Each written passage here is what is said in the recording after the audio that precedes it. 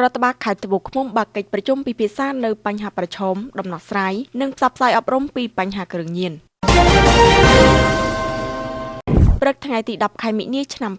2025អាយុដំណប់ឡង់ឌីអភិបាលរងនៃគណៈភិបាលខេត្តត្បូងឃ្មុំនិងជាប្រធានលេខាធិការដ្ឋានគណៈកម្មាធិការត្រួតពិនិត្យគ្រឿងញៀនខេត្តត្បូងឃ្មុំអញ្ជើញដឹកនាំកិច្ចប្រជុំពិភាក្សាអំពីបញ្ហាប្រឈមនិងដំណោះស្រាយលើប្រធានបទពាក់ព័ន្ធទៅនឹងការផ្សព្វផ្សាយអប់រំអំពីបញ្ហាគ្រឿងញៀននៅសាលប្រជុំកសាលាខេត្តត្បូងឃ្មុំកិច្ចប្រជុំនេះមានការអញ្ជើញចូលរួមពីសំណាក់លោកមេបញ្ជាការលោកមេបញ្ជាការរងលោកស្នងការរងមន្ត្រីអង្គភាពជុំវិញខេត្តអភិបាលរងក្រុងស្រុកទាំង7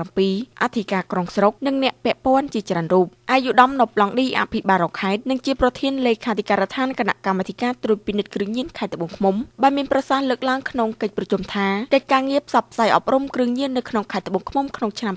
2024គឺយើងបានចោះធ្វើការផ្សព្វផ្សាយជាញឹកញាប់នៅតាមសាលារៀនក្លឹបកម្សាន្តអាហារដ្ឋាននិងនៅពេលមានរៀបចំពិធីធំៗនៅតាមវត្តអារាមផងដែរក្នុងនោះយើងសម្រេចបានការចុះបង្ក្រាបបទល្មើសក្នុងឆ្នាំ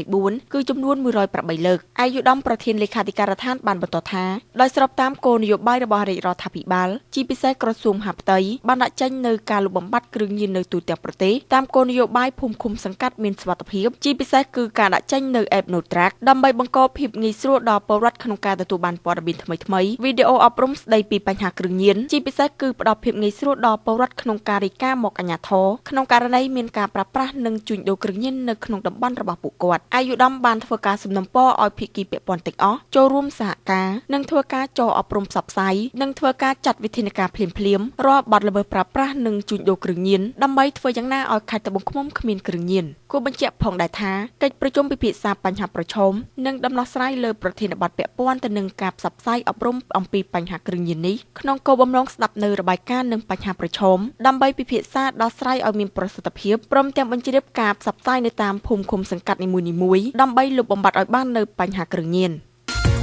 កាត់បន្ថយការទទួលទានសារធាតុអំបិលឲ្យបានតិចជាង5ក្រាមនៅក្នុងមួយថ្ងៃឬមួយស្លាបព្រាកាហ្វេចាប់ផ្ដើមពីការកាត់បន្ថយការថែមទឹកត្រីទឹកស៊ីអ៊ីវអំបិលប៊ីចេងម្សៅស៊ុបទឹកជ្រលក់ទៅក្នុងអាហារនៅពេលចម្អិនឬបរិភោគ